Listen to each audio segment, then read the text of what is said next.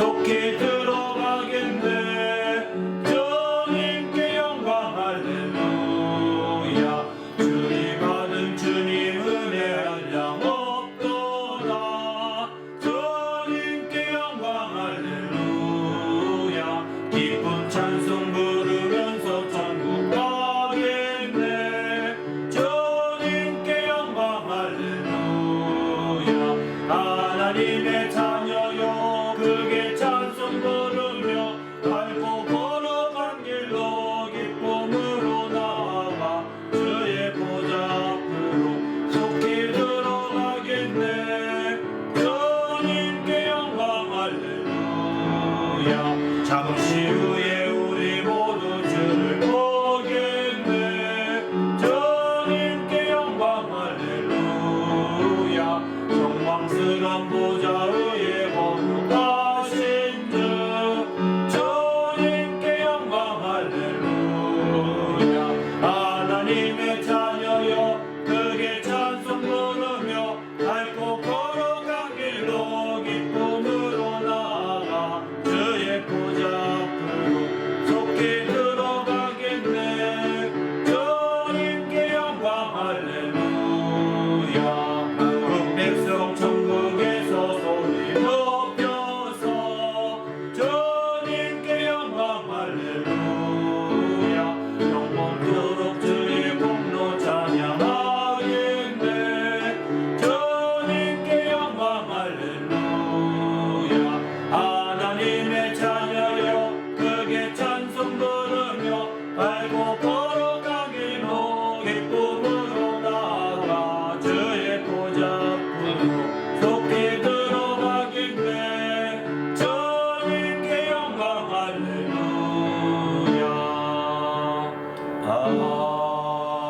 아멘.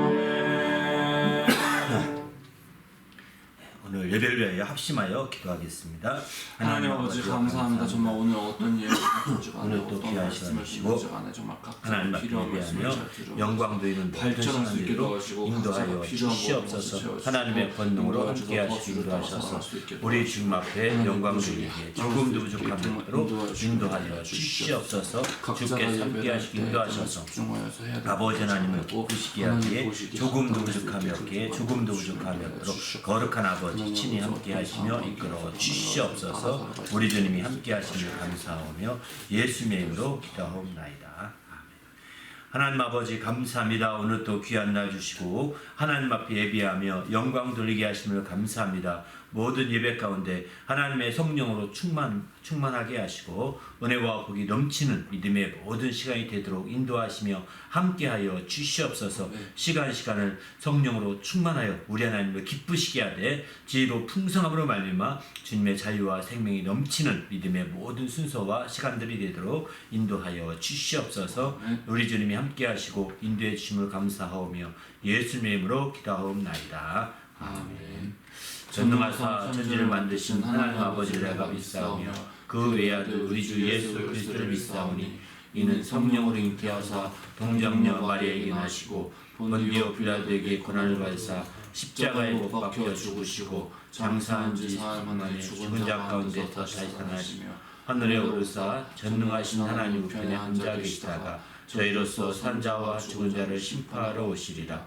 성령을 믿사오며 거룩한 공예와 성도가 서로 교통하는 것과 죄를 사하여 주시는 것과 몸이 다시 사는 것과 영원히 사는 것을 믿사옵나이다.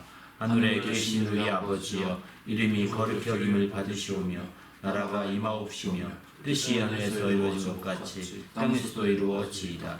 오늘 우리에게 일용할 양식을 주시고 우리가 우리에게 죄 지은 자를 사하여 준 것 같이 우리 죄를 사하여 주시고 우리를 시험에 들게 하지 마시옵시고 다만 악에서 구하시옵소서. 나라와 권세와 영광이 아버지께 영원히 있사옵나이다. 아멘.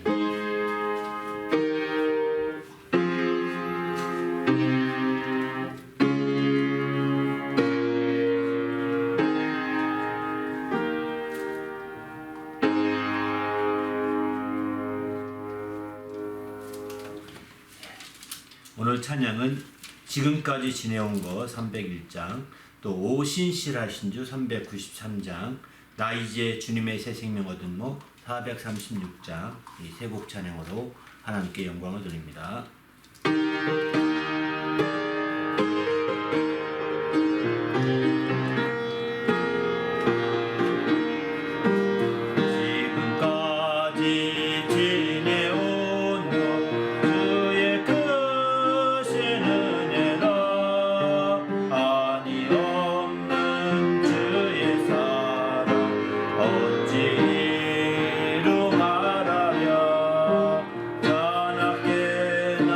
주의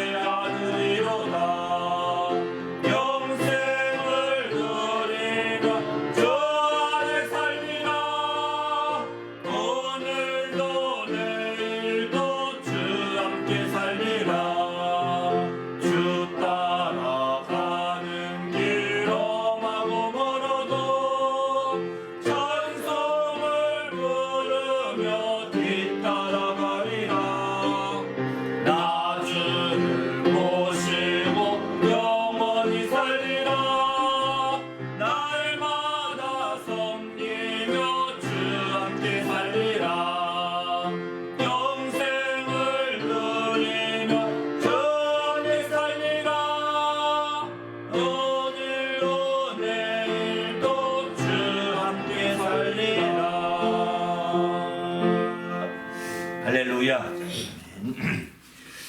한번 교회 앞에 광고 말씀드립니다. 2022년 더덕축제가 9월 11일 다음 주 주일입니다. 원래는 다 1박 2일로 해서 토요일 주일 이렇게 이제 11일 예정이었지만 이제 코로나 특별 기간이어서 그냥 하루 주일만 중심으로 합니다. 11일 정말 더덕축제로 오게 되는데요.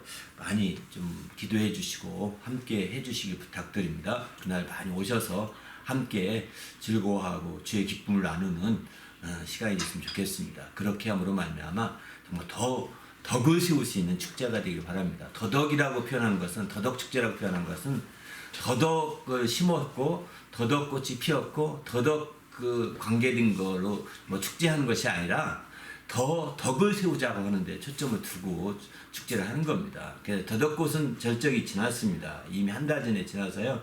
지금은 뭐 꽃도 거의 다 졌습니다. 그래서 꽃 일부는 볼 수 있을 겁니다만은 더덕이 초점이 아니라는 걸 먼저 말씀드리기 위해서라도 한 달 지나서 이렇게 한다는 걸 말씀드립니다.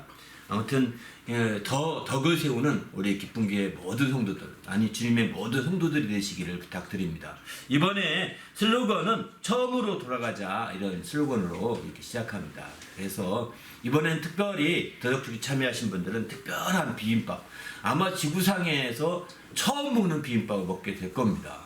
그런 아주 우리 기쁨교회 성도도 작년에 먹었다고요? 아닙니다. 작년에 먹지 못했던 처음 먹는 비빔밥을 맛보게 될 겁니다. 안 오신 분들은 국물도 없죠. 아무튼 주님 안에서 이렇게 함께함으로 말미암아 정말 처음으로 돌아가자는 취지의 비빔밥은 어떤 건지 궁금하실 줄 아는데, 아마 이렇게 또 기도해 주시고 또 다음 주 오셔서 함께 축복하며 또 축제하며 나누는 시간 되시길 부탁드립니다. 다음 주 11시 9월 11일 11시가 아니네 11일 선교관에서 야외 예배 겸 더덕축제로 합니다. 1시 반부터 시작합니다. 많이 선교관 야외로 뒤뜰로 와주시면 좋겠습니다. 감사합니다. 기도하겠습니다. 함께 기도할 때, 오늘 또 말씀을 들을 때 그 말씀이 큰 은혜가 되고 또 그 말씀이 생명이 되고 그 말씀이 힘이 될 수 있도록 인도해 달라고 간절히 기도해 주시고, 또 이어서 봉헌 기도한 후에 말씀 나누도록 하겠습니다. 하나님 아버지 감사합니다. 우리 하나님이 함께 하셔서 오늘 또 귀한 시간 주시고 은혜 가운데 우리를 새롭게 하시고 인도하심을 감사합니다. 하나님의 성령으로 충만하게 하시고 우리 하나님을 기쁘시게 하는 믿음의 모든 시간 될 수 있도록 거룩한 아버지여 함께 하시며 인도하여 주시옵소서. 지혜로 풍성한 시간, 복된 시간 되도록 인도하여 주시옵소서. 우리 주님이 함께 하심을 감사하오며 예수님으로 기도합나이다. 아멘. 하나님 아버지 감사합니다. 거룩한 날 주시고 하나님께 예배하시도록 인도하심을 감사합니다. 하나님 앞에 나올 때에 거룩한 믿음을 드리며 또 예물을 드리는 주의 모든 성도들과 그 가정들을 축복하시고 주의 은혜와 복이 늘 충만하도록 함께하여 주시옵소서. 어디에 있든 무엇을 하든 주님의 은혜 가운데 늘 승리할 수 있도록 늘 주님의 축복 가운데 함께하여 주시옵소서. 특별히 이 귀한 믿음이 사용되며 이 귀한 또 예물이 사용되는 곳곳마다 하나님의 큰 영광이 나타나며 주의 크신 이름이 영화롭게 될 수 있도록 거룩한 아버지여 인도하시고 함께하여 주시옵소서. 오늘 또 부족한 종을 세워주셨사오니 말씀의 지혜와 지식과 권능을 더하여 주시고 주의 말씀으로 풍성한 시간, 은혜의 시간이 되도록 인도하여 주시옵소서. 전하는 자나 듣는 모든 이들이 한 성령으로 은혜 받을 수 있도록 성령 충만케 역사하여 주시옵소서. 감사하오며 예수님의 이름으로 간절히 기도하옵나이다. 아멘. 네, 하나님 앞에 더 거룩한 믿음과 예물을 드린 성도들에게 주님의 축복이 함께 하시기를 예수님의 이름으로 축원합니다. 아멘. 하나님의 말씀은 로마서 6장 12절로부터 14절까지 보시겠습니다. 로마서 6장 12절로 14절 말씀 다 같이 읽으십시다. 시작. 그러므로 너희는 죄가 너희 몸을 죽을 몸을 지배하지 못하게 하여 몸의 사욕을 순종하지 말고 또한 너희 지체를 불의의 무기로 죄에게 내주지 말고 오직 너희 자신을 죽은 자 가운데서 다시 살아나신 자같이 하나님께 드리며 너희 지체를 의의 무기로 하나님께 드리라. 죄가 너희를 주장하지 못하리니 이는 너희가 법 아래 있지 아니하고 은혜 아래 있음이라. 아멘. 예. 오늘은 지체로 섬겨주자, 이런 제목의 말씀으로 나누고자 합니다. 지난 시간에는 이제 공간적인 측면에서 말씀드렸다면 오늘은 시간적인 측면에서 우리가 하나님 뭘 나눠줄 것인가, 이런 측면을 좀 나누고자 하는데요. 시간이라고 한다면 너무 고상한 표현 같아서 저 무엇보다도 이제 이 지체라는 표현을 써서 시간, 몸이라는 표현을 써서 시간과 개념을 통하여 나누고자 합니다. 우리 그리스도인들은 때와 시기는 하나님 아버지의 고유한 권한이라는 걸 믿는 자들입니다. 때와 시기라는 것은 하나님의 권한입니다. 우리가 어떤 때를 마음대로 할 수 없습니다. 이런 시기를 마음대로 조정할 수가 없습니다. 하나님의 때, 하나님의 시간, 하나님의 시기 이런 것들은 바로 하나님만이 아는 거거든요. 심지어 예수께서 이제 이스라엘 나라를 회복하시면 이때입니까? 라고 제자들 중에서 물어봤습니다. 그때 예수께서 이런 말씀하시죠. 때와 시기는 아버지께 있다. 아버지의 자기 권한에 두셨다라고 이렇게 사도행전 1장 7절에 이렇게 말하죠. 1장에. 그런 측면에서 본다면 우리는 하나님 아버지께 권한에 있는 때와 시기 문제를 우리가 임의로 조정하는 것은 한계가 있는 거죠. 그러면 우리 인간에게 주어진 때라는 것은 무엇이냐? 이 때라는 게 성경에 보면 하나님의 때가 있고 인간의 때가 있거든요. 하나님의 때를 헬라어로 표현한다면 크로노스라고 표현하고요. 또 인간의 때는 카이로스라고 표현합니다. 크로노스와 카이로스 이 차이가 있는데 이것은 알다시피 하나님의 때는 조정할 수가 없다는 거. 하나님만이 알고 있는 때죠. 반면에 인간의 때, 인간의 기회라고 할까요? 인간의 이런 것들은 이제 카이로스라고 하는데 이거는 우리가 계획을 짜고 우리가 그런 부분을 통해서 이제 여러 가지 기획을 하게 되죠. 그래서 마침내 자기에게 주어진 기회들을 놓치지 않으며 그 기회를 이용해서 한 단계 더 발전시키려고 노력하는 것이 우리 모두의 노력일 것입니다. 시간을 관리하는 거죠. 시간만 함께 쉽게 말해서. 그러나 이제 이건 시간 관리에 있어서 하나님의 때와 인간의 시간을 잘 이해하지 못하면 이런 시간 관리가 한계가 있다는 겁니다. 그래서 우리가 이제 하나님의 때를 깊이 아는 자들은 하나님의 때를 깊이 아는 자들은 자기의 권한을 다 쓰지 않는 거예요. 왜냐하면 하나님의 때가 그만큼 단축되었기 때문입니다. 하나님의 때가 단축되었기 때문에. 바로 고린도전서 7장 29절 보면은 형제들아 이 말을 하노니 때가 단축하여진 거로 이렇게 표현하죠. 때가 단축됐다는 겁니다. 그래서 때가 단축되었기 때문에 하나님의 때가 우리도 몰라요. 언제인지 모르지만 그 때가 단축됐기 때문에 우리는 우리의 권한을 다 쓰지 않는 거거든요. 그래서 성경에 때가 단축됐기 때문에 31절에 보면 세상 물건을 쓰는 자들은 다 쓰지 못하는 자 같이 하라 이렇게 표현하죠. 세상 물건을 다 쓰지 못한다. 남겨놓을 것까지 생각을 하는 겁니다.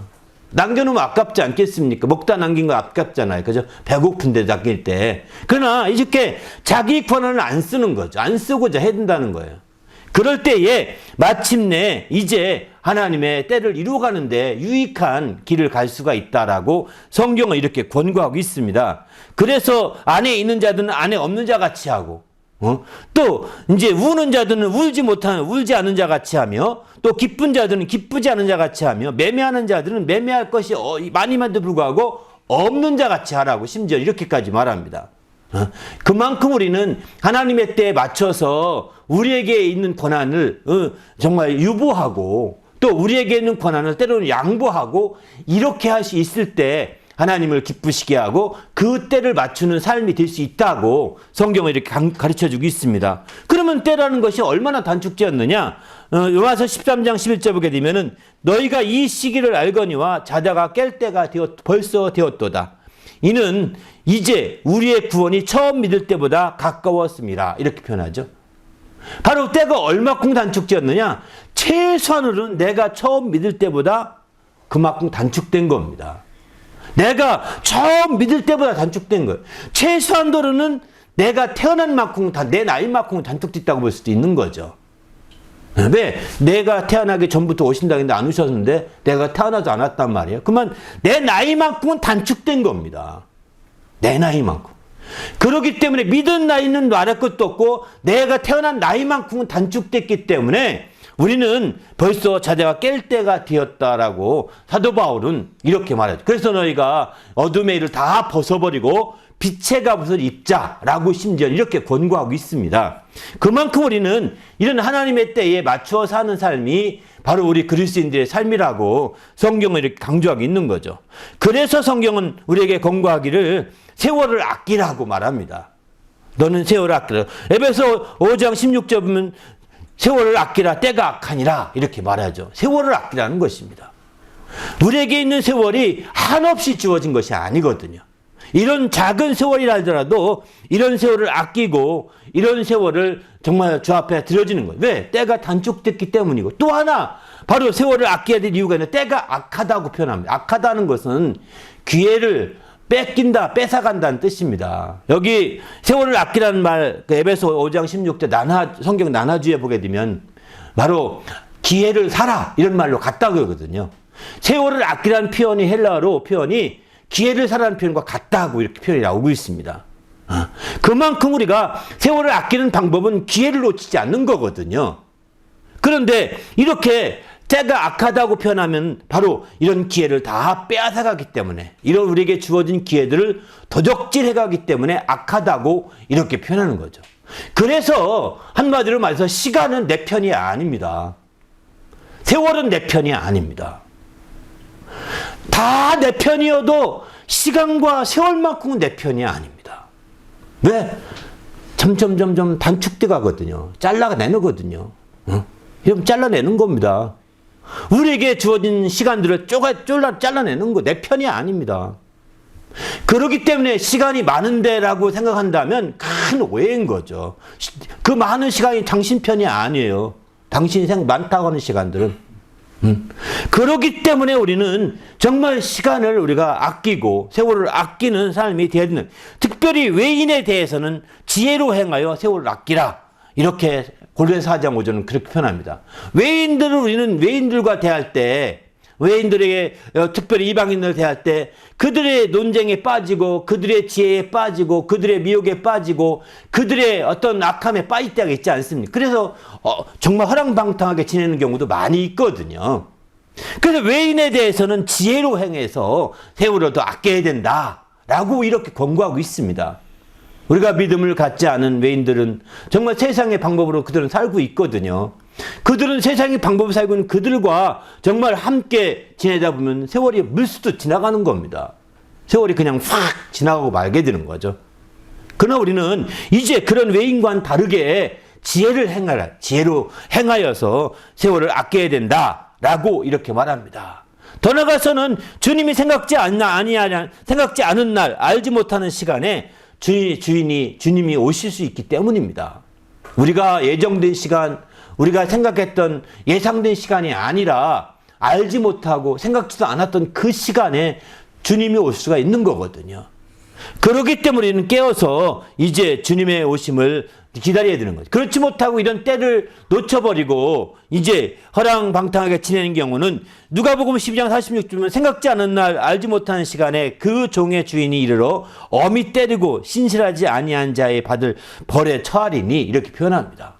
우리가 그렇게 정말 그 때를 준비하지 못하고 깨어있지 못하고 사는 그런 자들에게 주님이 가만 내버려 두지 않는다는 겁니다.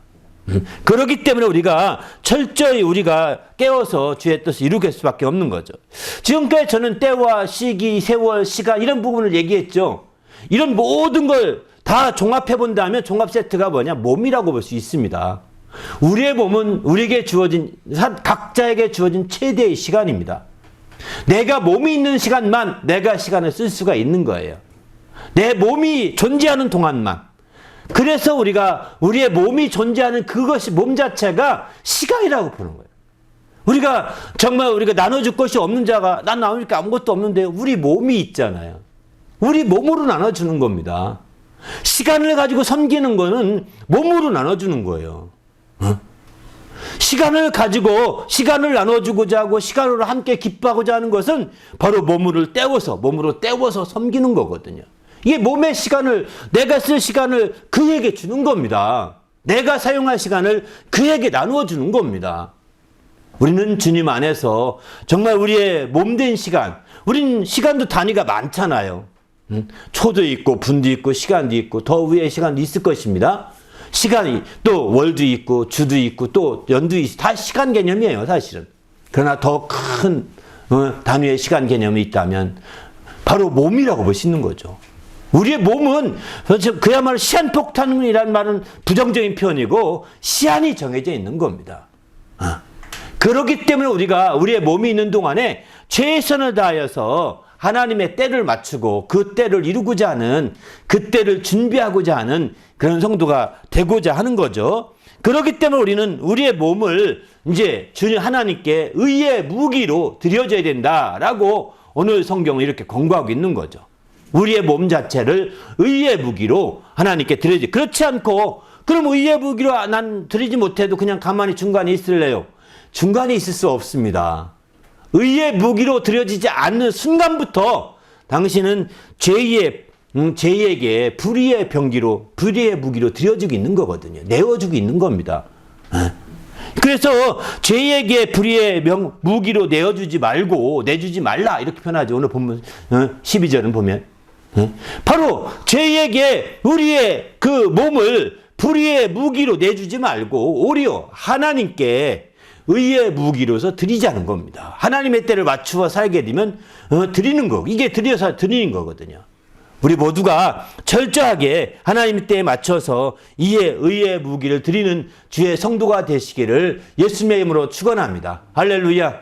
더 나가서 오늘은 무엇보다도 오늘은 성찬하는 주간인데 바로 첫 주에 성찬하게 되는데, 성찬하는 것처럼 바로 우리는 주님의 개인 몸으로 끝나지 않았습니다. 자기 개인 몸으로 끝나지 않고 주님의 몸의 한 부분입니다.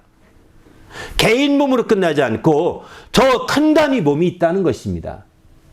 그래서 우리는 더 큰 단위 몸에서는 내 몸은 작은 지체에 불과한 거죠. 큰 단위 몸의 부분에 불과한 겁니다.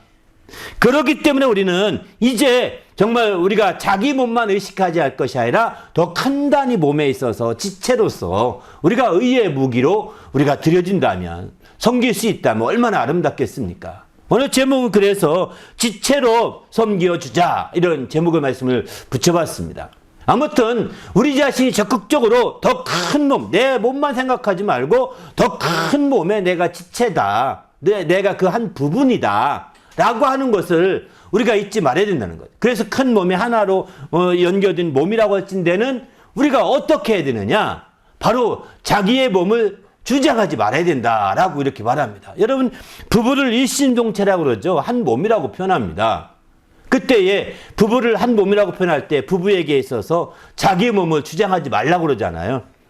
바로 고린도전서 7장 4절 보면은 아내는 자기 몸을 주장하지 못하고 또 남편도 자기 몸을 주장하지 못한다. 남편도 그와 같이 자기 몸을 주장하지 못하고 오직 아내와 하나니 이렇게 7장 4절을 표현합니다. 남편도 자기 몸을 자기 몸이라고 주장하지 못하고 내 몸대로 할 수 없다는 겁니다. 또 아내도 아내 몸이라고 주장하지 못하고 아내 마음대로 할 수 없다는 거예요. 이렇게 부부가 한 몸이기 때문에 내 몸이라고 내 마음대로 할 수 내 몸이라는 건 내 마음대로 한다는 뜻이죠. 내 마음대로 할 수 없다는 거예요. 아내 된 자가 내 마음대로 하고 남편 된 자가 내 마음대로 한다면 어떻게 될까요? 그 가정은 갈라질 수밖에 없습니다. 분리될 수밖에 없는 거죠. 그래서 우리는 이제 아내 된 자들은 아내 된 자로서 자기 몸이라 주장하지 않고 자기 마음대로 하지 않고 맞춰가는 거죠. 그 몸에, 더 큰 몸에 맞춰가는 거죠. 가정이라는 몸에, 부부라는 몸에 맞춰가는 거죠. 남편도 자기 몸을 주장해서 자기 멋대로 하지 않고 가정이라는 몸에 맞춰가는 거죠. 이렇게 하지 못하게 되면 이제 이게 바로 그 몸은 무너지게 되고 몸은 갈라지고 몸은 째지게 됩니다. 그러면 몸에 큰 상처가 나서 그 몸은 어려운 거죠. 그렇기 때문에 우리가 지체로 함께 몸에 함께하고 있다고 한다는 자체가 굉장히 중요한 거예요. 그 자체의 삶을 인정하는 삶이 사실 공적인 생활이라고 할 수 있습니다. 한 몸의 개념을 이해하고 내게 몸의 한 부분으로 알고 사는 사람들이 이게 공적인 삶인 겁니다. 그러면 이런 사람들은 사적으로 개인적으로 막 움직이지 못하게 되는 거죠. 오직 공적인 쪽에서 주의 더 큰 몸을 생각하며 움직이게 되는 거죠. 그래서 디모데후서 2장 4절에 보면 병사로 복무한 자는 자기 생활에 얽매이는 자가 하나도 없나니 이는 병사로 모집한 자를 기쁘게 하려 함이라 이렇게 표현하죠. 그러니까 병사로 모집된 자는 바로 이 군대라고 하는 한 몸이 된 겁니다. 군인은 굉장히 몸처럼 움직여야 되거든요. 이렇게 몸은 아니지만 몸처럼 움직이는 대표적인 그룹이 군인입니다. 군사예요. 몸이라고 어디도 안 나왔지만 그렇게 똘똘 뭉치지 않으면 그 전쟁에 지기 때문입니다. 한 몸처럼 움직이지 않으면 패할 수 있거든요. 그래서 이렇게 한 몸처럼 뭉치게 하려고 이제 훈련도 하고 여러 가지 많은 교육도 받는 것이죠. 근데 그때에 군인이 그럼에도 불구하고 나는 내 몸이다, 내 인격이다, 내 인권이다 이런 거 주장한다면 사실 군대에서 인권을 주장하고 인격을 주장하고 이렇게 시작한다면 그 요즘 말로 어떤 군대는 민주군대다 이런 말도 쓰더라고요. 이렇게 나가면 군대 사실은 이제 참 어렵습니다. 군대 아마 전쟁에 이기기 쉽지 않을 겁니다. 한 몸처럼 움직여도 살똥말똥 하는데 이렇게 제멋대로 인권을 주장하고 인격을 주장하고 이렇게 하는 한 몸처럼 움직이지 못하는 요소들을 많이 개입시키면 시킬수록 자꾸 흩어지는 거거든요. 흩어지는 거거든요. 그렇게 되면 사생활을 주장할 것이고 사생활을 치우치면 이제 공적인 전쟁의 승리는 이기기 어려운 거죠. 이런 것처럼 마찬가지입니다. 우리가 한 몸이라는 개념을 이해할 수 있다면 우리가 그 자체가 공적 삶을 살고 있다고 하는 대표적인 증거라고 볼 수 있습니다. 우리도 이제 이런 공적인 관계를 우리가 확실하게 알고 우리가 철저하게 주의 지체로 이렇게 드려지는 성도가 되시기를 예수님의 이름으로 부탁을 드립니다. 할렐루야. 그래서 우리가 적극적인 면에서 이렇게 깨어있어요. 더 나가서 우리는 이제 주의 것이라고 했습니다. 사나 죽으나 살아도 주를 위하여 죽고 또 죽어도 주를 위하여 죽고 살아도 주를 위하여 사나니 내가 다 주의 것이다 라고 로마서 14장 8절은 그렇게 표현하죠. 이처럼 우리는 정말 우리 자신이 주의 몸의 한 부분이었다는 것은 주의 것이라는 뜻이거든요. 그렇기 때문에 우리가 깨어서 이 땅에 철저하게 주의 것으로 드려지는 그런 삶이 어느 때보다도 필요한 거죠. 우리가 정말 주의 것으로 드려지는 거예요. 우리가 더 나가서 이제 이 땅의 모든 것들이 정말 고린도전서 16장 26절 보게 되면은 이 땅과 거기 충만한 것이 다 주의 것이요. 낮도 주의 것이라고 시편 14편 16편 이렇게 낮도 주의 것이요. 밤도 주의 것이요. 또 89편 11절에 보면 하늘이 주의 것이요. 땅도 주의 것이다. 또 세계와 그 중에 충만한 것이 다 주께 속한 것이다. 그래서 주께 이렇게 표현하고 있습니다. 그만큼 모든 게 사실은 우리가 주의 부분이 되었다면 이젠 다 주의 것이 되는 거거든요. 이렇게 우리가 주의 지체로 정말 주님의 것이 되어서 우리가 살아갈 때 참으로 우리 자신이 이제 바로 주님의 뜻을 이루고 하나님의 때를 맞추고 하나님의 그 때에 따라서 우리가 더 귀하게 아름답게 쓰여지며 또 하나님의 그 놀라운 영광에 참여할 수 있는 길이 열리지 않겠습니까? 우리 모두도 주님 안에서 이렇게 되는 귀한 주의 성도가 되시기를 예수님의 이름으로 부탁드립니다. 할렐루야. 근데 우리가 여기서 자기 지체로서 자기 몸을 주장하지 않는 이유가 무엇일까요? 그것은 다른 것이 아닙니다. 몸을 보호하기 위해서인 거예요. 우리가 지체로서 자기 몸을 보호하지 않는데 보호하지 않고 오히려 맞춰주는데 그 몸을 보호하려고 하는 거거든요. 여러분 결혼한 가정에서 자기의 몸을 주장하지 않고 자기의 의견을 주장하지 않고 자기 생각을 고집부리듯 주장하지 않고 정말 함께 맞춰준다면 뭐 그 몸이 보존되죠. 보호되죠. 그 가정은 유지될 것입니다. 보호될 것입니다. 그런데 이제 그 자기의 몸을 주장하는 거예요. 내 생각이야. 내 생각대로 하면 안 해. 이렇게 내 생각이고 내 의견을 내세워서 그게 절대화 시켜버리면 그것은 몸을 보호할 수가 없습니다. 오히려 몸을 해치는 거죠. 그 지체라고 함에도 불구하고 같이 붙어있는 지체임에도 불구하고 몸을 해치게 할 수 있다는 겁니다. 그러기에 우리는 주님 안에서 몸을 해치는 자가 되지 말고 몸을 보호하고 몸을 자꾸 세우는 자가 되어야 되지 않겠습니까? 우리가 가정을 가진 자녀들도 마찬가지겠죠. 가정을 가져서 최소한으로도 제가 몸이라고 할 때는 결혼하기 전 애들 커서 애들이 좀 사춘기 되기 전까지는 거의 한 몸같이 보잖아요. 그러나 사춘기 지나서부터는 좀 성인이 되면서부터는 이제 함께 가족 간에 여러분 목욕하지 않잖아요. 잘. 그러나 어릴 때는 다 함께 목욕해도 부끄럽지 않지 않습니까? 한 몸이라는 뜻이거든요. 한 몸일 때는 부끄러움이 없습니다. 그러나 가족 간에도 커면 클수록 이 부끄러움이 가지고 그렇게 하면 안 되는 선이 있는 거죠. 가족 간에도. 그럼에도 불구하고 이렇게 한 몸일 때 우리가 자꾸 한 몸인 것을 여러분 경험했고 알았을 것입니다. 그렇다고 한다면 이제 우리는 가족을 보존하고 그 몸을 보호하기 위해서 그 몸을 세우기 위해서는 어떻게 해야 되느냐? 내 뜻을 주장하지 말고 내 몸을 주장하지 말고 내 생각을 주장하지 말고 내 의견을 주장하지 말아야 되는 거죠. 어느 자녀가 전 싫어요. 그 생각 안 해요. 이러면 어떻게 될까요?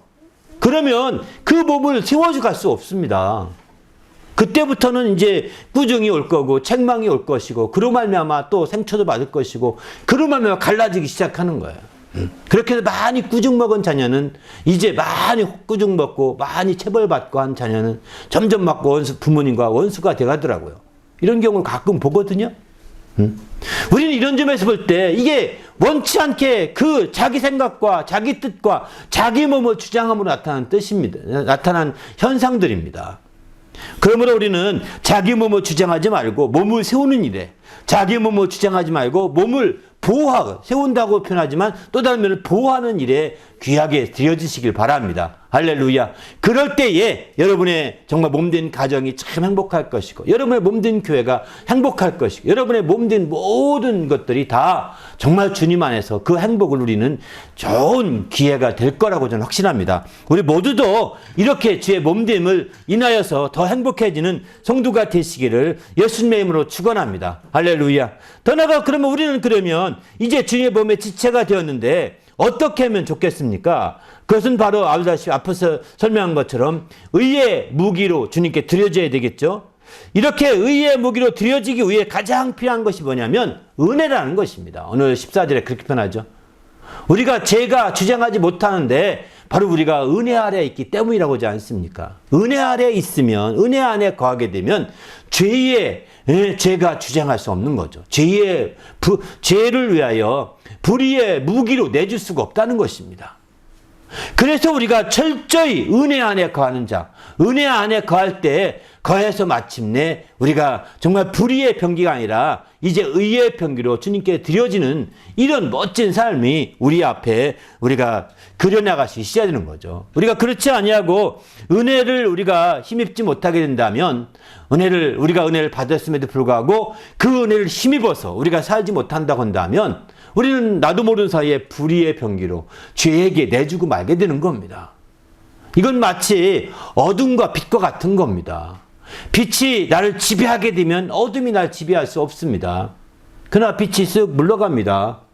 내가 빛 속에 지나서 어둠 속으로 들어가는 것과 똑같은 빛을 물러간다. 그러기에 우리는 의의 무기로 하나님께 드리기 위해서 철저히 은혜 아래 거해야 되는 거죠. 은혜 아래 거할 때 주님의 그 빛 가운데 거하는 것이거든요. 그 사도행전에 보게 되면 13장 43절 보게 되면은 이제 하나님의 은혜 가운데 있으라고 이렇게 이제 사도 바울과 바나바가 권고했던 것이 저기 있습니다. 안디옥 교회에 가서 처음 권고할 때 바로 은혜와 하나님의 은혜 가운데 있으라는 것입니다.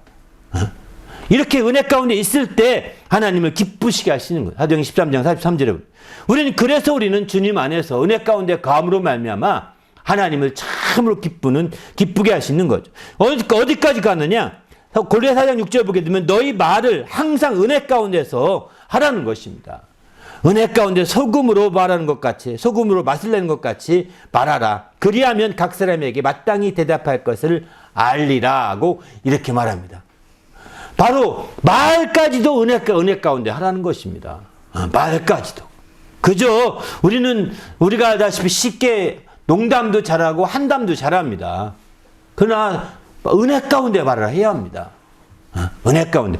그렇게 은혜 가운데 말을 해야 참으로 이제 하나님 앞에 아름답게 되는 거죠. 우리 모두도 은혜 가운데 이제 항상 은혜 가운데 말을 할 수 있는 주의 성도가 되시기를 예수님의 이름으로 부탁을 드립니다. 할렐루야. 그래서 우리가 받은 은혜 가운데 이렇게 거하고 은혜 가운데 말하고 은혜 가운데 행하려고 한다면 우리가 받은 은혜가 헛되지 않아야 합니다.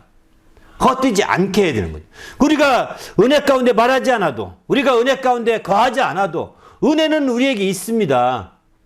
내가 은혜를 누리지 않아도 은혜는 이미 2000년 전에 베풀어 주셨습니다. 은혜는 이미 베풀어 주셨기 때문에 내가 은혜를 노하고 아무리 거절해도 은혜는 거절할 수 없어. 은혜는 이미 왔어요. 당신이 문 밖으로 몰아냈을 뿐이죠.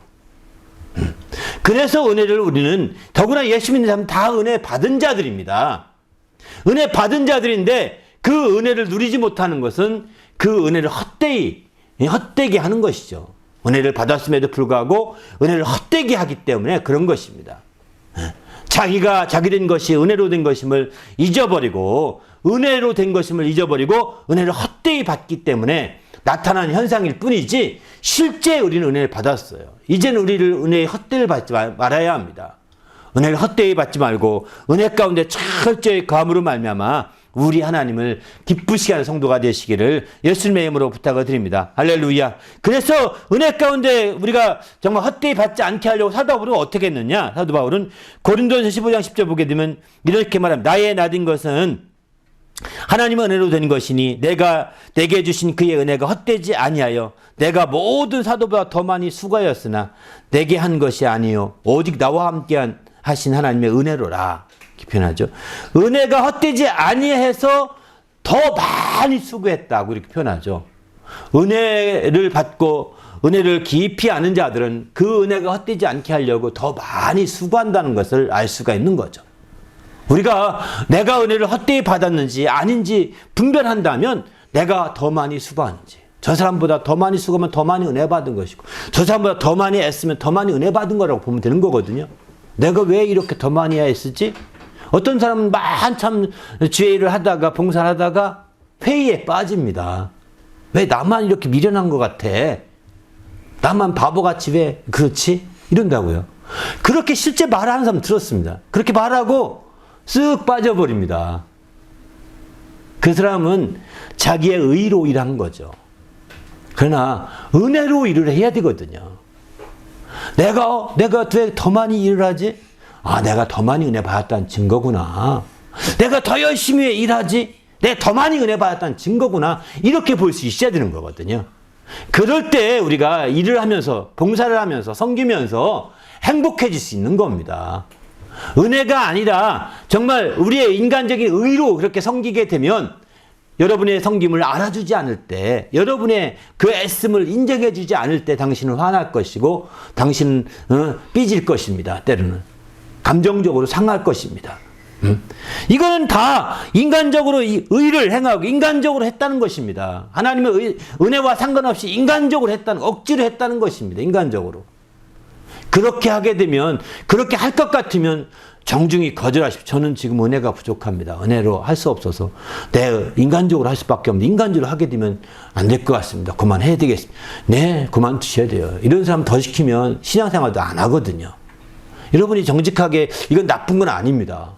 정말 상처받고 어렵고 그럴 때는 그렇게 정직하게 말하고 안 하는 것이 나중에 훨씬 더 나을 수도 있습니다. 그러나 어느 날 이제 그걸 다 숨기고 어느 날 이제 막 다 은혜가 아닌 상태로 일을 하고 나중에 시험 들어서 교회를 훌쩍 떠난 경우를 종종 보게 됩니다. 우리는 주님 안에서 은혜가 헛되지 아니해서 이 일을 해야 된다는 것, 수고해야 되는 것이죠. 작은 수고부터 큰 것까지 은혜가 헛되지 아니해서 해야 합니다. 은혜가 커서 은혜로 말미암아 그렇지, 그 은혜로 말미암아 해야지, 이렇게 은혜가 큰 동기부여가 돼야 되거든요. 은혜가 큰 동기부여가 되지 못하고 그저 은혜가 저 방 구석에 있듯이 우리의 삶의 구석 속에 치우쳐 있다는 거예요. 이게 문제거든요. 우리는 그 은혜가 내 중심의 동기부여가 되어서 정말 수고하고 애쓰는 성도가 되시길 바랍니다. 얼마까지 애쓸까요? 이렇게 말하죠. 고린도후서 12장 15절을 보면 내가 너희 영혼을 위하여 크게 기뻐함으로 재물을 사용하고 또 내 자신까지도 내어주리니, 이렇게 표현합니다. 내 자신까지도 내어준다. 내 몸까지도 내어준다는 거예요. 이건 순교하기까지 한다는 것을 의미하거든요. 완전한 헌신이죠. 자기 몸을 드리는 겁니다. 헌신하는 것입니다.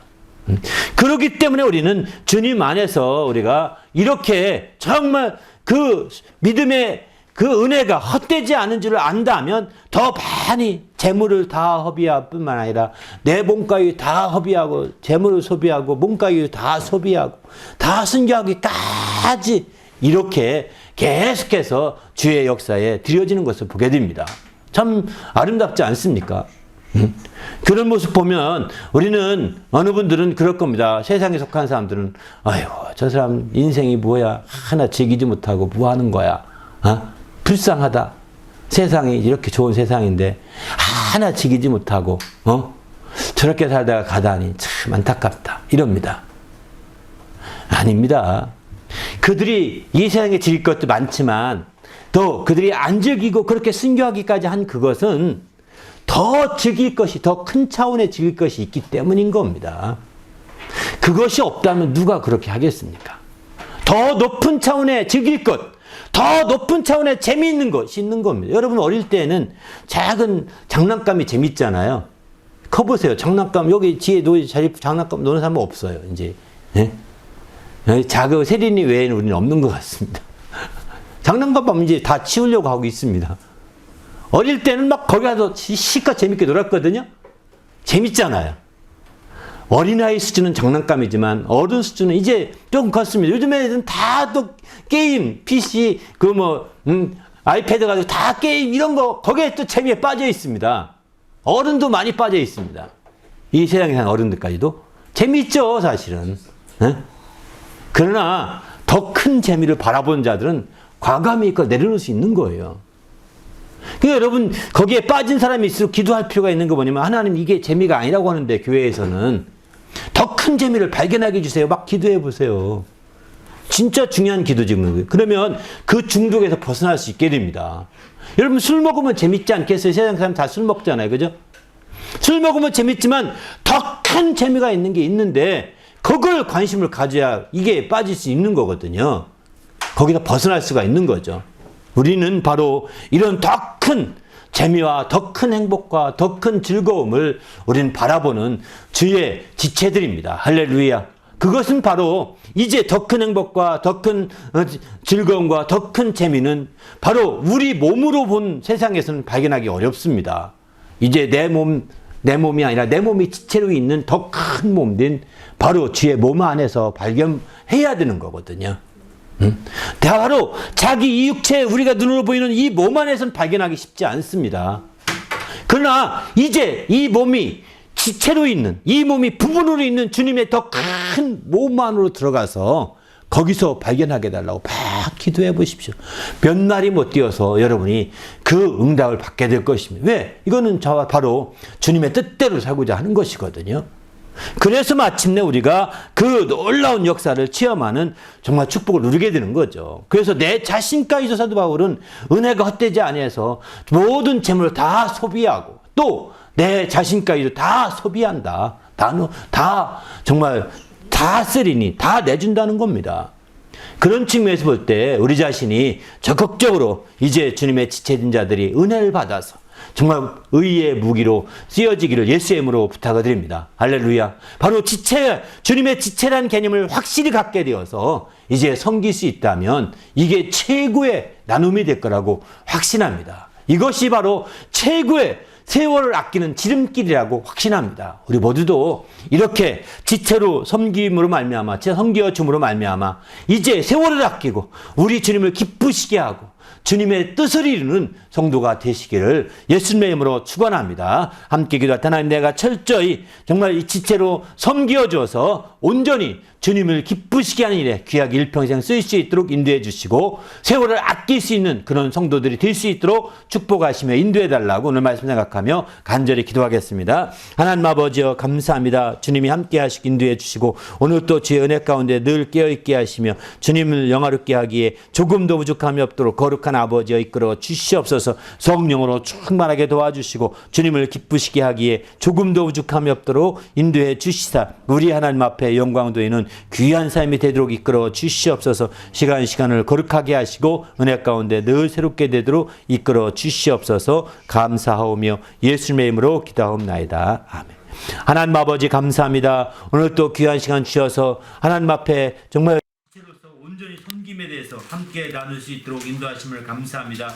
우리가 정말 주님의 큰 몸의 지체로 이제 온전히 되어지는 성도가 되게 하셔서 우리 하나님을 기쁘시게 하며 세월을 아끼며 하나님의 큰 영광을 드리는 일에 귀히 쓰이도록 인도하여 주시옵소서. 그래서 우리가 더 큰 행복을 누리게 하시고 더 큰 재미와 즐거움으로 풍성한 삶이 이루어질 수 있도록 인도하여 주시옵소서. 그래서 하나님 앞에 설 때에 정말 잘했다 칭찬받을 수 있는 귀한 믿음의 성도들로 그 가정들로 온전히 세워주시고 함께하여 주시옵소서.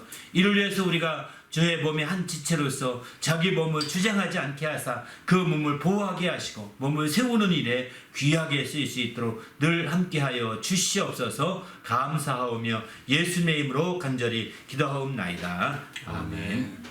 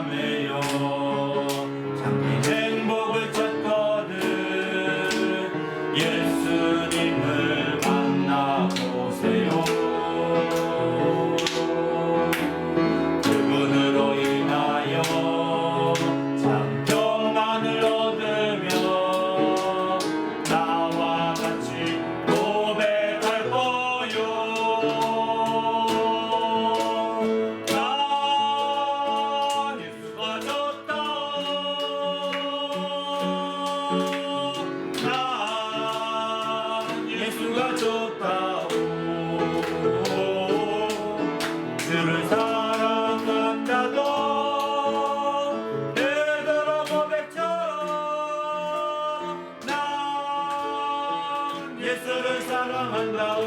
주님만 생각할래. 주님만 생각하면 너무 행복해. 주님 내게 주신 사랑 때문에 주님만 의지하면 너무 즐거워. 주님 내게 베푼